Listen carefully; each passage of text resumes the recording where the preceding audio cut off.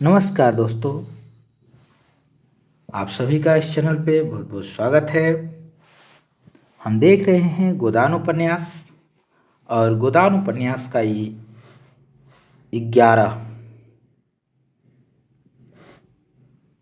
11वां भाग है, या कह सकते हैं 11वां एपिसोड।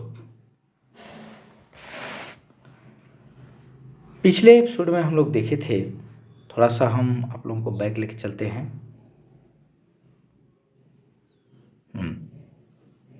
यहाँ हम देखे थे कि होरी कहता है कि हाँ, झुनिया कहती है, जब होरी पूछता है कि गोबर कहाँ चला गया झुनिया से, तो झुनिया कहती है कि मुझे तो शंका है, शंका होता है कहीं बाहर चले गए हैं। तो होरी कहता है यही मेरा मन भी कहता है, कैसी नादानी की उसने, हम उसके दुश्मन थोड़े ही हैं थे। जब भली या बुरी एक बात हो गई, जो होनी थी वो हो गई, तो वह निभानी पड़ती है। इस तरह भाग कर तो उसने हमारी जान आफत पे डाल दी। धनिया ने झुनिया का हाथ पकड़ करके और अंदर ले जाते हुए बोली कि कायर कहीं का, जिसकी बाह पकड़ी उसका निवाह करना चाहिए कि मुंह में कालिख लगाकर भाग जाना चाहिए। अब जो आए तो मैं उसे घर में बैठने न दूं, घर में उसे घुसने न दूं। इसके बाद होरी वहीं पुआल पर लेटा है, बाहर का रास्ता देख रहा है। गोबर कहाँ गया, यह प्रश्न उसके हृदय आकाश में किसी पक्षी की भांति मंडराने लगे। कहाँ गया हो, कल्पना करने लगा, कहीं भाग गया, क्या कर रहा होगा, इत्यादि इत्यादि। अब इसके आगे का वीडियो हम लोग देखेंगे, एपिसोड 11। ऐसा असाधारण कांड पर गांव में जो कुछ हलचल मचनी चाहिए वह मची। ऐसा जब कोई असाधारण घटना घट जाती है तो जो गांव में हलचल मचती है, मच जाती है, वो मच गई और महीनों तक मचती रही और समाप्त इतना जल्दी नहीं हुई, महीनों तक चलती रही।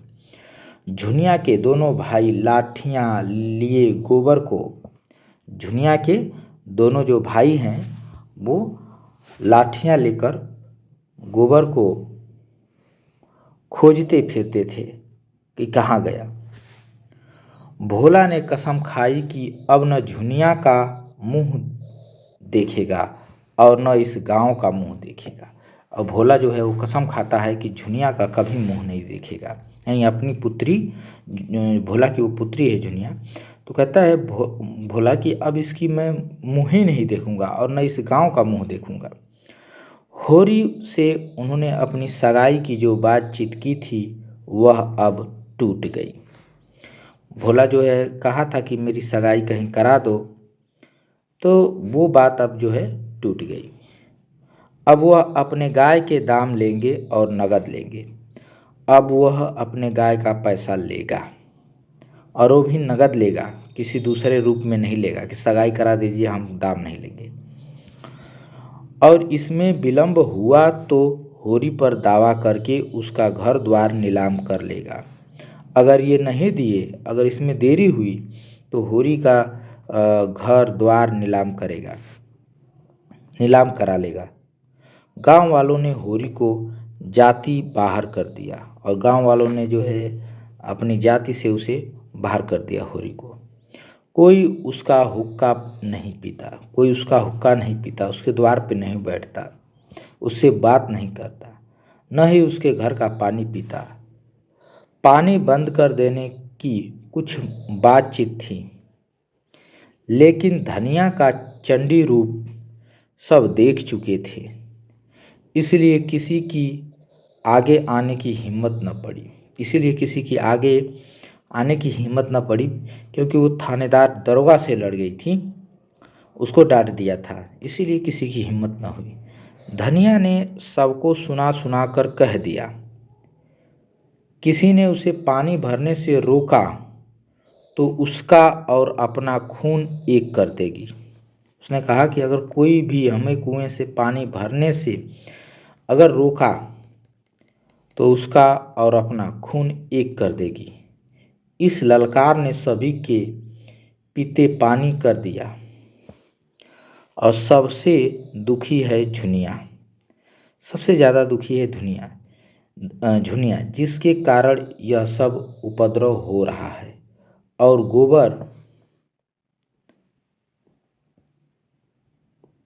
गोबर की कोई खोज खबर न मिलना इस दुख को और भी दारुण बना रहा है। सारे दिन मुंह छिपाए घर में पड़ी रहती थी। बाहर निकले तो चारों ओर से बागबाड़ों बोली की वर्षा हो ऐसे होने लगती कि जान बचाना मुश्किल हो जाए। दिन भर घर के धंधे करती, काम धाम करती रहती और जब अवसर पाती रो लेती।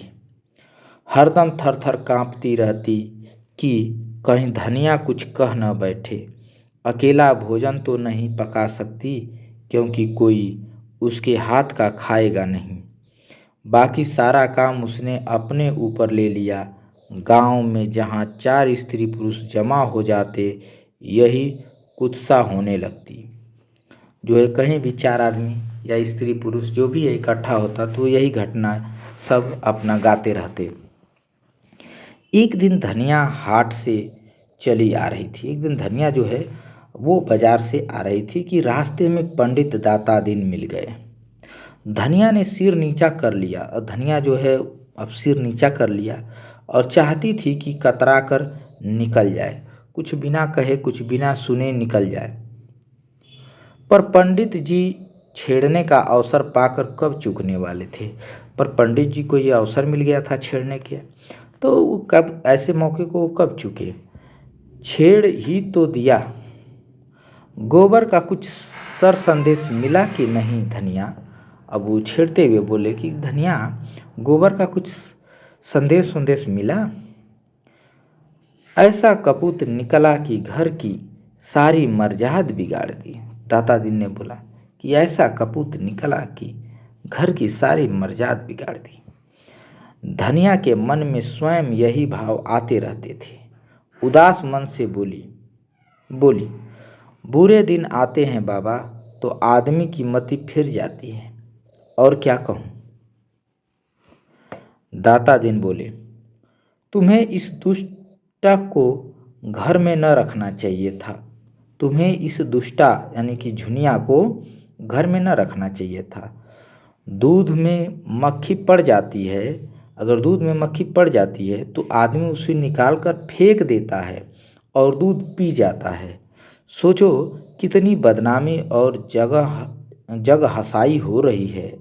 वह उल्टा घर में न रहती तो कुछ न होता। तुम उसे भगा दो, यही वो कहना चाह रहे हैं। लड़कों से इस तरह की भूल चूक होती रहती है। जब तक बिरादरी को भात न दोगे, बिरादरी को जब तक भोजन न कराओगे, भात न दोगे, बामनों को भोज न दोगे, कैसे उद्धार होगा तुम्हारा। ऐसे घर में न रखते तो कुछ नहीं होता। अगर उसे घर में न रखते तो न भात देना होता, न भोजन खिलाना होता, कुछ नहीं करना होता। होरी तो पागल ही है, तू कैसे धोखा खा गई।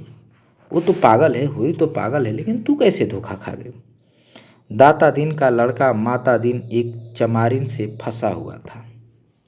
दाता दिन का जो लड़का है वो माता दिन एक चमारिन से फंसा हुआ था।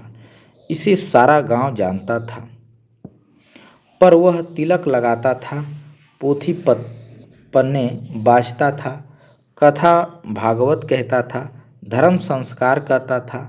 उसकी प्रतिष्ठा में जरा भी कमी न थी। वह नित्य स्नान पूजा करके अपने पापों का प्रायश्चित कर लेता था। धनिया जानती थी इस बात को। झुनिया को आश्रय देने ही से यह सारी विपत्ति आई है।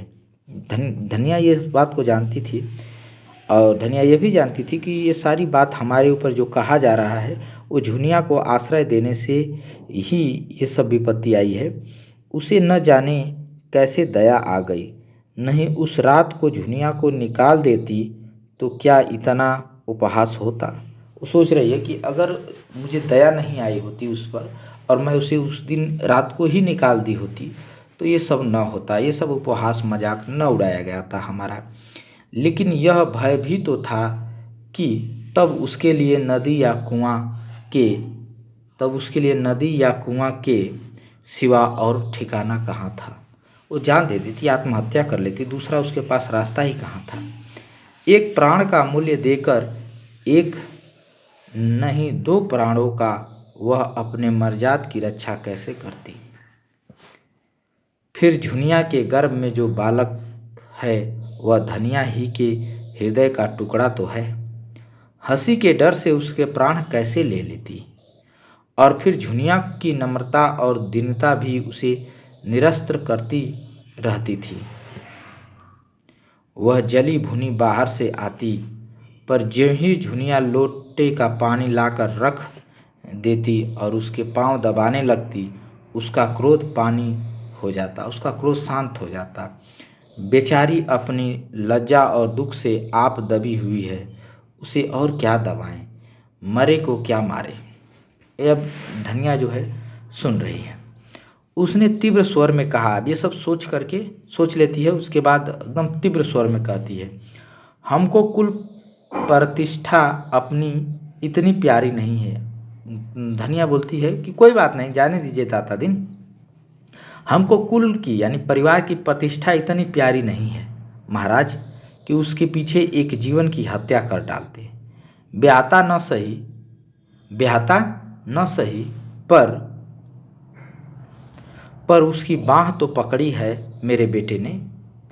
किस मुंह से निकाल देती। वही काम बड़े बड़े करते हैं, मुदा उनसे कोई नहीं बोलता और पूरा ये संसार उनसे कुछ नहीं कहता हैं, उन्हें कलंक ही नहीं लगता। वही काम अगर छोटे आदमी करते हैं, उनकी मर्जाद बिगड़ जाती है, नाक कट जाती है। बड़े आदमियों को अपनी नाक दूसरों की जान से प्यारी होगी, हमें तो अपनी नाक इतनी प्यारी नहीं है। दाता दिन हार मानने वाले जीव नहीं थे। वह इस गांव की नारद थे। यहाँ की बात वहाँ पहुँचाते थे, यहाँ की वहाँ, वहाँ की यहाँ, यही उनका व्यवसाय था। वह चोरी तो न करते थे, उसमें जान जोखिम था, पर चोरी के माल में हिस्सा बांटने के समय अवश्य पहुँच जाते थे। कहीं पीठ में धूल न लगने देते थे। जमींदार को आज तक लगान की एक पाई न दी थी। कुर्की आती तो कुएं में गिरने चलते। अनोखे राम के किए कुछ न बनता, मगर आसमियों को सूद पर रुपए उधार खूब देते थे। किसी स्त्री को आभूषण बनवाना है, दाता दिन उसकी सेवा के लिए हाजिर हैं। शादी ब्याह तय करने में उन्हें बड़ा आनंद आता है।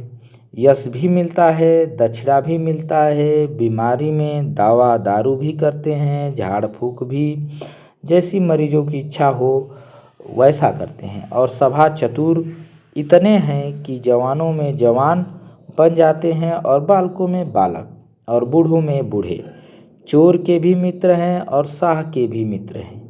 गांव में किसी को उन पर विश्वास नहीं है, पर उनकी बाड़ी में कुछ ऐसा आकर्षण है कि लोग बार बार धोखा खाकर भी उन्हीं की शरण में जाते हैं। मजबूरी है, कहाँ जाएंगे। सिर और दाढ़ी हिलाकर बोले। अब दाता दिन जो है सिर और दाढ़ी हिला करके बोलते हैं धनिया से कि यह तू ठीक कहती है धनिया, धर्मात्मा लोगों का यही धर्म है, लेकिन लोक रीति का निवाह तो करना ही पड़ता है। इसी तरह एक दिन लाला पटेश्वरी ने होरी को छेड़ा। अब जैसे दाता दिन छेड़ रहे हैं, वैसे ही एक दिन पटेश्वरी यानी पटवारी ने होरी को छेड़ा। होरी को ऐसे ही बोला। वह गांव में पुण्यात्मा मशहूर थे। पूर्णमासी को नित्य सत्यनारायण की कथा सुनते थे। कौन? पटवारी। पर पटवारी होने के नाते खेत बेगार में जुतवाते थे, सिंचाई बेगार में करवाते थे। पर पटवारी थे तो बिना पैसे के खेत जो है जुतवा लेते थे और सिंचाई भी करवा लेते थे। और आसमियों को एक दूसरे से लड़ाकर रकमें मारते थे और आसमियों को, गरीबों को जो है वो लड़ा करके और पैसा खाते थे। सारा गांव उनसे कांपता था। गरीबों को 10-10, 5-5 कर्ज देकर उन्हें कई हजार की संपत्ति बना ली थी। फसल की चीज़ें आसामियों से लेकर कचहरी और पुलिस के अमलों की भेंट करते रहते थे। इससे इलाके भर उनकी अच्छी धाक जमी हुई थी। अगर कोई उनके हत्थे नहीं चढ़ा तो वह दरोगा गंडा सिंह थे, जो हाल में इस इलाके में आए थे। परमार्थी भी थे। बुखार के दिनों में सरकारी कुनैन बांट कर यश कमाते थे। कोई बीमार आराम हो तो उसकी कुशल पूछने अवश्य जाते थे। कोई बीमार जब ठीक हो जाए, आराम में हो, तो उससे कुशल पूछने अवश्य जाते थे। छोटे मोटे झगड़े आपस में ही तय करा देते थे, और छोटे मोटे झगड़े जो है आपस में पैसा खा करके तय करा देते थे। शादी ब्याह में अपने पालकी, कालीन और महफिल के सामान मंगनी देकर लोगों का उबार कर देते थे, अब मौका पाकर न चूकते थे। पर जिसका खाते थे उसका काम भी करते थे, ये भी बात थी। वह बोले, क्या बोले? पटवारी बोलते हैं होरी से, यह तुमने क्या रोग पाल लिया होरी? होरी ने पीछे फिरकर पूछा कि तुमने क्या कहा लाला? मैंने सुना नहीं। होरी जो है पीछे मुड़ करके पूछा कि तुमने क्या कहा लाला? मैंने सुना ही नहीं। पटेश्वरी पीछे से कदम बढ़ाते हुए बराबरी में आ गए और बोले, यही कह रहा था कि धनिया के साथ क्या तुम्हारी बुद्धि भी घास खा गई थी? कि धनिया के साथ तुम्हारी भी बुद्धि घास खा गई थी? झुनिया को क्यों नहीं उसके बाप के घर भेज देते? सेंत मेंत में अपनी हंसी करा रहे हो। न जाने किसका लड़का लेकर आ गई और तुमने घर में बैठा लिया। अभी तुम्हारी 2 लड़कियां ब्याहने, यानी 2 लड़कियों का ब्याह करना है, और सोचो कैसे बेड़ा पार होगा। तो तुम ही सोचो कैसे बेड़ा पार होगा। होरी इस तरह की आलोचनाएं और शुभकामनाएं सुनते सुनते तंग आ गया था। खिन्न होकर के, गुस्सा करके बोला, यह सब मैं समझता हूँ लाला, लेकिन तुम ही बताओ मैं क्या करूँ? मैं झुनिया को निकाल दूँ तो भोला उसे अपने पास रख लेंगे अपने घर।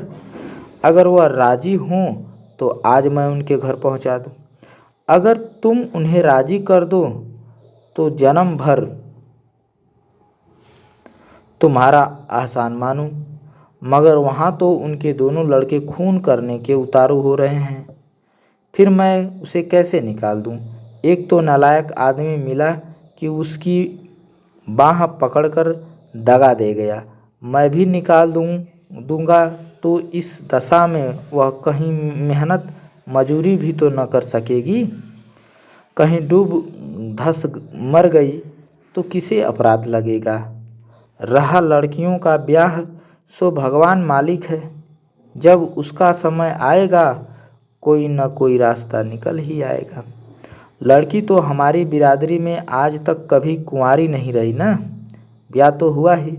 बिरादरी के डर से हत्यारे का काम नहीं कर सकता, और बिरादरी के डर से मैं हत्यारे का काम नहीं करूँगा, इसलिए मैं उसे निकाल नहीं सकता। होरी नम्र स्वभाव का आदमी था, सदा सिर झुकाकर चलता और 4 बातें गम खा लेता था।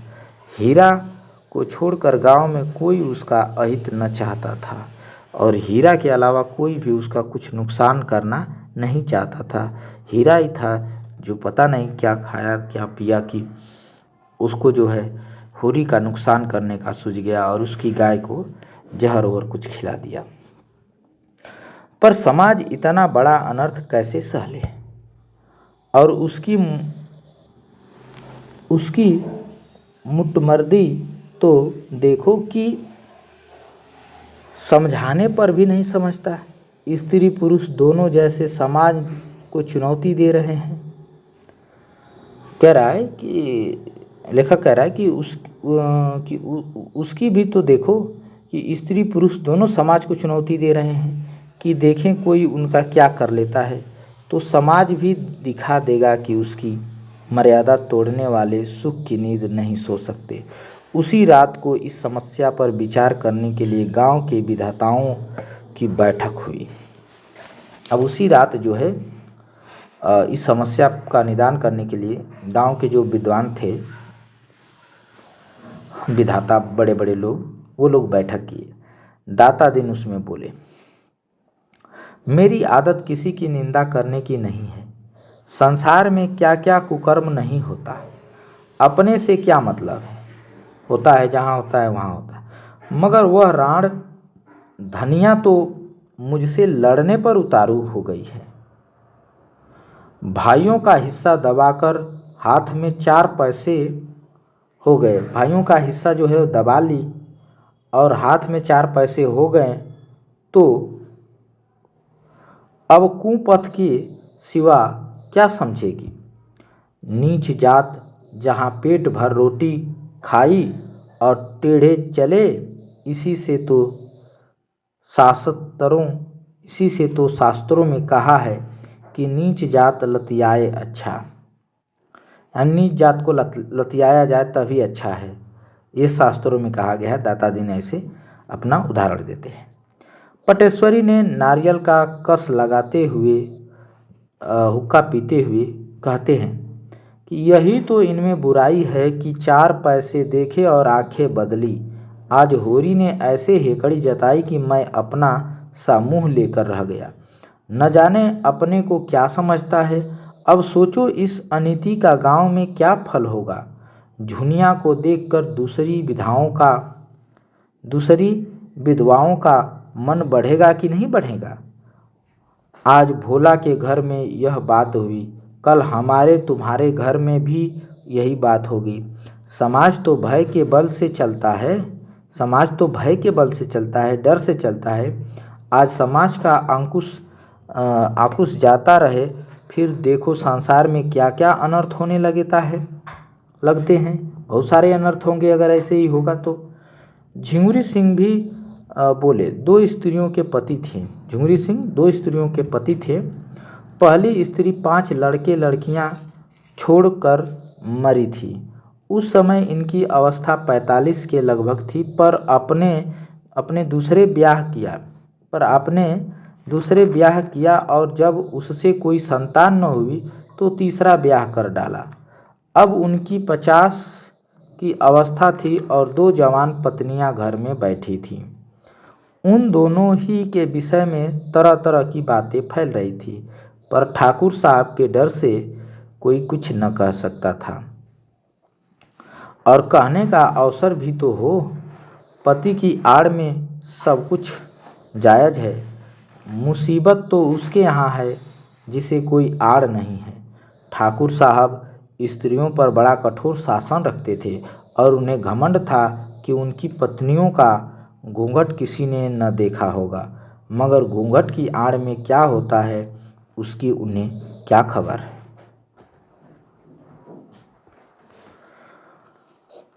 झिंगुरी सिंह बोले, ऐसी औरतों का तो सिर काट ले। होरी ने इस उल्टी को घर में रखकर समाज में विष बोया है। ऐसे आदमी को गांव में रहने देना सारे गांव को भ्रष्ट करना है। राय साहब को इसकी सूचना देनी चाहिए। साफ साफ कह देना चाहिए कि अगर गांव में यह अनीति चली तो किसी की आबरू सलामत न रहेगी। पंडित नोखेराम कारकुन बड़े कुलीन ब्राह्मण थे। इनके दादा किसी राजा के दीवान थे, पर अपना सब कुछ भगवान के चरणों में भेंट करके साधु हो गए। इनके बाप ने भी राम नाम की खेती में उम्र काट दी। नोखेराम ने भी वही भक्ति करके तड़के में पाई थी। प्रातःकाल पूजा पर बैठ जाते और 10 बजे तक बैठे राम नाम लिखा करते थे, मगर भगवान के सामने से उठते ही उनका मानवता, जैसे वो राम नाम करके जब उठ जाते तो उनकी मानवता इस अवरोध से विकृत होकर उनके मन, वचन और कर्म सभी को विषाक्त कर देती थी। इस प्रस्ताव में उनके अधिकार का अपमान होता था। फूले हुए गालों में धसी हुई आंखें निकाल कर बोले। क्या बोलते हैं? इसमें राय साहब से क्या पूछना है जी, मैं जो चाहूँ कर सकता हूँ। लगा 200 रुपये डांड, और इसके ऊपर 200 रुपये का डांड लगा दो। आप गांव छोड़कर भागेगा, खुद ही गांव छोड़ के भाग जाएगा।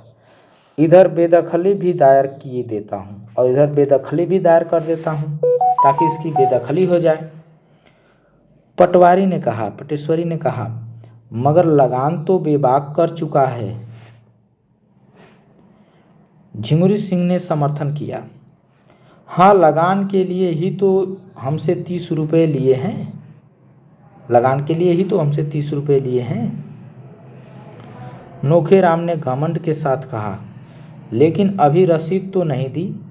सबूत क्या है कि लगान बेबाक कर दिया है? सर्वसम्मति से यही तय हुआ कि होरी पर 100 रुपये तावान लगा दिया जाए और केवल एक दिन गांव के आदमियों को बटोरकर उनकी मंजूरी ले लेने का अभिनय आवश्यक था। संभव था इसमें 10-5 दिन की देर हो जाती, पर आज ही रात को झुनिया के लड़का पैदा हो गया और दूसरे ही दिन गांव वालों की पंचायत बैठ गई।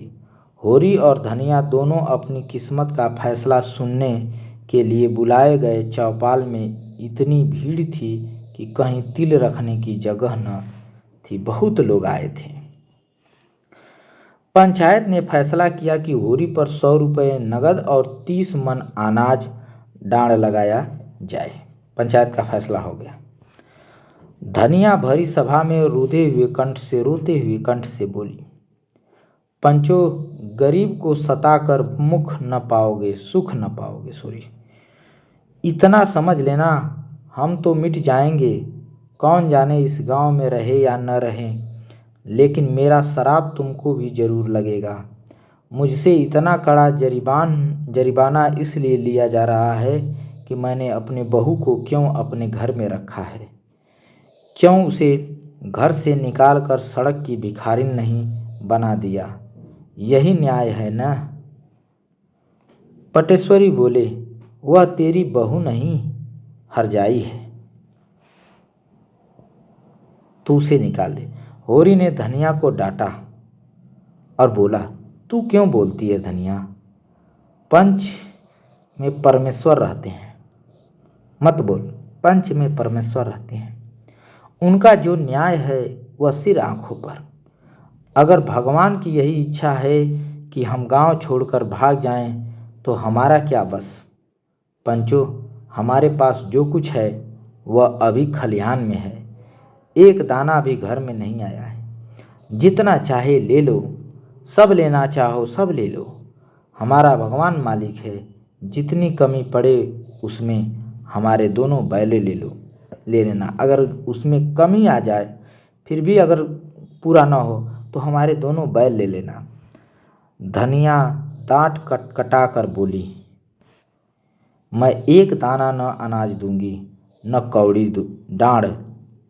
इसमें बुता हुआ चल कर मुझसे ले, और जिसमें बुता है, जिसमें दम है, वह चल कर मुझसे ले।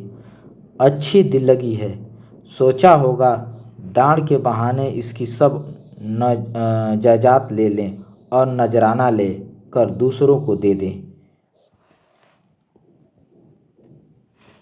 बाग बगीचा बेचकर मजे से तर माल उड़ाओ। धनिया के जीते जी ये नहीं होगा और तुम्हारी लालसा तुम्हारे मन में ही रहेगी। हमें नहीं रहना बिरादरी में। बिरादरी में रहकर हमारी मुकुट न हो जाएगी। अब भी अपने पसीने की कमाई खाते हैं, तब भी अपने पसीने की कमाई खाएंगे। मुझे बिरादरी में नहीं रहना। होरी ने उसके सामने हाथ जोड़कर कहा, धनिया के सामने हाथ जोड़कर के कहा, धनिया, तेरे पैर पड़ता हूँ, चुप रह। हम सब बिरादरी के चाकर हैं, उसके बाहर नहीं जा सकते। वह जो डांड लगाती है उसे सिर झुकाकर मंजूर कर। नकू बनकर जीने से तो गले में फांसी लगा लेना अच्छा है। आज मर जाए तो बिरादरी ही तो इस मिट्टी को पार लगाएगी, बिरादरी ही तो ही तारेगी तो तरेंगे। पंचो, मुझे अपने जवान बेटे का मुंह मुंह देखना नसीब न हो। अगर मेरे पास खलिहान के अनाज के सिवा और कोई चीज़ हो, मैं बिरादरी से दगा न करूँगा। पंचों को मेरे बाल बच्चों पर दया आए तो उनकी कुछ परवरिश करें, नहीं मुझे तो उनकी आज्ञा पालनी है। धनिया झल्लाकर वहाँ से चली गई और होरी पहर रात तक खलिहान से अनाज ढो ढो कर झिंगुरी सिंह की चौपाल में ढेर इकट्ठा कर दिया, दे दिया सब। 20 मन जौ था, 5 मन गेहूं और इतना ही मटर, थोड़ा सा चना और तिलहन भी था। अकेला आदमी और 2 गृहस्थियों का बोझ। यह जो कुछ हुआ धनिया के पुरुषार्थ से हुआ,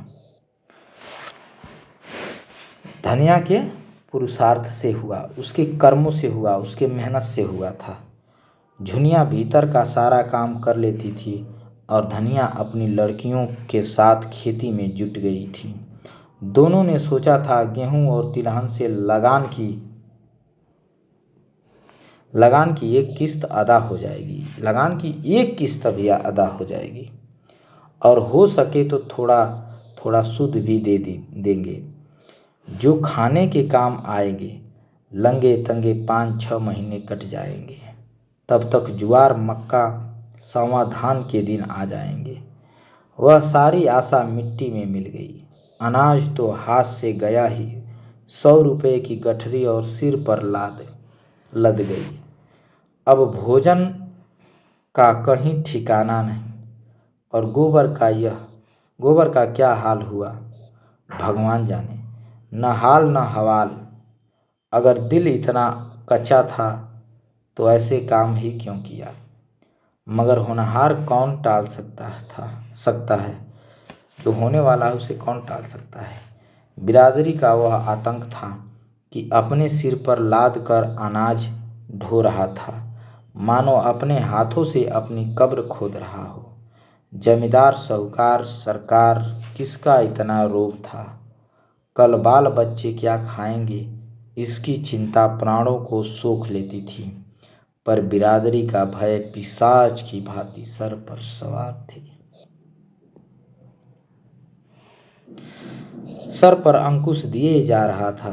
बिरादरी से पृथक अलग जीवन की यह कोई कल्पना ही न कर सकता था। शादी ब्याह मुड़न छेदन जन्म मरण सब कुछ बिरादरी के हाथ में है। बिरादरी उसके जीवन में वृक्ष की भांति जड़ जमाए हुई थी और उसकी नसें उसके रोम रोम में बिधी हुई थी। बिरादरी से निकलकर उसका जीवन विशृंखल हो जाएगा, तार तार हो जाएगा। जब खलिहान में केवल 1.5-2 मन जौ रह गए तो धनिया ने दौड़कर उसका हाथ पकड़ लिया और बोली कि अच्छा अब रहने दो, ढो तो चुके बिरादरी की लाज, बच्चों के लिए भी कुछ छोड़ोगे कि सब बिरादरी की भाड़ में झोंक दोगे। मैं तुमसे हार जाती हूँ, मेरे भाग्य में तुम ही जैसे बुद्धू का संग लिखा था। होरी ने अपना हाथ छुड़ाकर टोकरी में अनाज भरते हुए कहा, यह न होगा। पंचों की आंख बचाकर एक दाना भी रख लेना मेरे लिए हराम है। मैं ले जाकर सब का सब वहाँ ढेर कर देता हूँ, फिर पंचों के मन में दया उपजेगी तो कुछ मेरे बाल बच्चों के लिए देंगे, नहीं भगवान मालिक है। धनिया तिलमिलाकर बोली, यह पंच नहीं है, राक्षस हैं, पक्के राक्षस हैं। यह सब हमारी जगह जमीन छीन कर माल मारना चाहते हैं। डांड तो बहाना है, हमारे ऊपर डांड तो बहाना है, हमसे सब कुछ इसी डांड के बहाने ले लेना चाहते हैं। समझाती जाती हूँ पर तुम्हारी आंखें नहीं खुलती। तुम इन पिशाचों से दया की आशा रखते हो, सोचते हो 10-5 मन निकाल कर तुम्हें दे देंगे। मुंह धो रखो। जब होरी ने न माना और टोकरी सिर पर रखने लगा तो धनिया ने दोनों हाथों से पूरी शक्ति के साथ टोकरी पकड़ ली और बोली, इसे तो मैं न ले जाने दूंगी। चाहे तुम मेरी जान ही ले लो। मर मर कर हमने कमाया है, पहर रात रात को सींचा है। अगोरा है इसलिए कि 5 लोग मूँछों पर ताव देकर भोग लगाएं और हमारे बच्चे दाने दाने को तरसें। तुमने अकेले ही सब कुछ नहीं कर लिया है, मैं भी अपने बच्चियों के साथ सती हुई थी। सीधे से टोकरी रख दो, नहीं आज सदा के लिए नाता टूट जाएगा, कह देती हूँ। होरी सोच में पड़ गया। धनिया के कथन में सत्य था। उसे अपने बाल बच्चों की कमाई छीनकर तावान देने का क्या अधिकार है? वह घर का स्वामी है इसीलिए है कि सबका पालन करे, इसलिए नहीं कि उनकी कमाई छीनकर बिरादरी की नज़र में सुखई बने। टोकरी उसके हाथ से छूट गई। धीरे से बोला, तू ठीक कहती है धनिया, दूसरों के हिस्से पर मेरा कोई जोर नहीं। जो कुछ बचा है वह ले जा, मैं जाकर पंचों से कह देता हूँ। धनिया अनाज की टोकरी घर में रख कर अपने लड़कियों के साथ पोते के जन्मोत्सव में गला फाड़ फाड़ कर सोहर गा रही थी, जिससे सारा गांव सुन ले। आज यह पहला मौका था कि ऐसे शुभ अवसरों पर बिरादरी की कोई औरत नहीं थी उसके घर। सौर से झुनिया ने कहला भेजा था, सोहर गाने का काम नहीं है,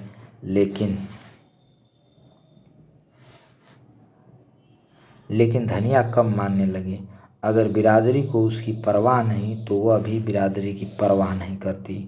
उसी वक्त होरी अपने घर को 80 रुपये पर झुमरी सिंह के हाथ गिरो रख रहा था। डाँड़ के रुपये का उसके सिवा वह कोई प्रबंध न कर सका था। अभी रुपया देना बाकी रह गया। 20 रुपये तो तिलहन, गेहूँ और मटर से मिल गए। शेष के लिए घर लिखना पड़ गया और बाकी पैसे जमा करने के लिए घर लिखना पड़ गया। नोखे राम तो चाहते थे कि बैल बिकवा लिया जाए, लेकिन पटवारी पटेश्वरी और दाता दिन ने इसका विरोध किया कि बैल बिक गए तो होरी खेती कैसे करेगा। बिरादरी उसकी जायदाद से रुपए वसूल करे, पर ऐसा तो न करे कि वह गांव छोड़कर भाग जाए। इस तरह बैल बच गए। किसी तरह केवल बैल बेचा गया, घर भी उसका लिखवा लिया गया। होरी रेहननामा लिखकर कोई 11 बजे रात घर आया तो धनिया ने पूछा, इतनी रात तक वहाँ क्या करते रहे? होरी ने जुलाहे का गुस्सा दाढ़ी पर उतारते हुए कहा, करता क्या रहा, इस लौंडे की करनी भरता रहा। अभागा आप तो चिंगारी छोड़कर भागा, आग मुझे बुझानी पड़ी। ये अभागा है, इसने तो चिंगारी छोड़कर भाग गया, लेकिन उस आग को मुझे बुझानी पड़ी। 80 रुपये में घर रेहन लिखना पड़ा। करता क्या, अब हुक्का खुल गया। बिरादरी ने अपराध क्षमा कर दिया। धनिया ने होठ चबाकर कहा, न हुक्का खुलता तो हमारा क्या बिगड़ जाता। अगर हुक्का नहीं खुलता तो हमारा क्या बिगड़ जाता था। 4-5 महीने नहीं किसी का हुक्का पिया तो क्या छोटे हो गए। मैं कहती हूँ तुम इतने भोदू क्यों हो। मेरे सामने तो बड़े बुद्धिमान बनते हो और बाहर तुम्हारा मुंह क्यों बंद हो जाता है। ले दे के बाप दादों की निशानी एक घर बच रहा था, आज तुमने उसका भी वारा न्यारा कर दिया। इसी तरह कल 3-4 बीघे ज़मीन है, इसे भी लिख देना और तब गली गली भीख मांगना। मैं पूछती हूँ, तुम्हारे मुंह में जीभ न थी कि उन पंचों से पूछते, तुम कहाँ के बड़े धर्मात्मा हो जो दूसरे पर डांड लगाते फिरते हो। तुम्हारा तो मुंह देखना भी पाप है। होरी ने डांटा, चुप रह, बहुत बढ़ चढ़ न बोल। बिरादरी के चक्कर में अभी पड़ी नहीं है, नहीं मुंह से बात न निकलती। तुम अभी बिरादरी के चक्कर में नहीं पड़ी है, जिस दिन पड़ोगी मुंह से बात न निकलेगी। धनिया उत्तेजित हो गई और बोली, कौन सा पाप किया है जिसके लिए बिरादरी से डरें। किसी की चोरी की है, किसी का माल काटा है, मेहरिया रख लेना पाप नहीं है। हाँ, रख के छोड़ देना पाप है। आदमी का बहुत सीधा होना भी बुरा है। उसके सीधेपन का फल यही होता है कि कुत्ते भी मुंह चाटने लगते हैं। आज उधर तुम्हारी वाह वाह हो रही होगी कि बिरादरी की कैसी मर्याद रख ली। मेरे भाग फूट गए थे कि तुम जैसे मर्द से पाला पड़ा, कभी सुख की रोटी न मिली। एक कथन बहुत मस्त यहाँ पे दिया गया है। आदमी का बहुत सीधा होना भी बुरा है। उसे उसके सीधापन का फल यही होता है कि कुत्ते भी मुंह चाटने लगते हैं। ये धनिया का कथन है, याद रखेंगे। तो होरी बोला, जब धनिया बोलती है कि मेरा कर्म ही फूट गया था कि तुम जैसे मर्द से पाला पड़ा, कभी सुख की रोटी नहीं मिली। तो होरी कहता है, मैं तेरे बाप के पाँव पड़ने गया था, वही तुझे मेरे गले बांध गया था, मैं पाँव पड़ने नहीं गया था। तो धनिया बोली, पत्थर पड़ गया था उनकी अक्ल पर, और उन्हें क्या कहूँ, न जाने क्या देख कर लट्टू हो गए तुम पर। ऐसे कोई बड़े सुंदर भी तो नहीं थे तुम। विवाद विनोद के क्षेत्र में आ गया। वो जो विवाद है विनोद के क्षेत्र में आ गया। 80 रुपये गए लाख रुपए का बालक तो मिल गया, उसे तो कोई न छीन लेगा। गोबर घर लौट आए, धनिया अलग झोपड़ी में सुखी रहेगी। होरी ने पूछा, बच्चा किसको पड़ा है? धनिया ने प्रसन्न मुख होकर जवाब दिया, बिल्कुल गोबर को पड़ा है। सच? होरी पूछता है, सच में? धनिया रिष्ट पुष्ट तो फिर उसके बाद होरी पूछता है कि रिष्ट पुष्ट है ना, स्वस्थ है ना? धनिया बोलती है कि हाँ, अच्छा है। और यहीं पे जो है हमारा 11 नंबर का ये जो वीडियो था, यानी 11वां एपिसोड समाप्त होता है। अगले वीडियो में हम अगले एपिसोड को देखेंगे। तब तक के लिए आप सभी लोगों को बहुत बहुत धन्यवाद।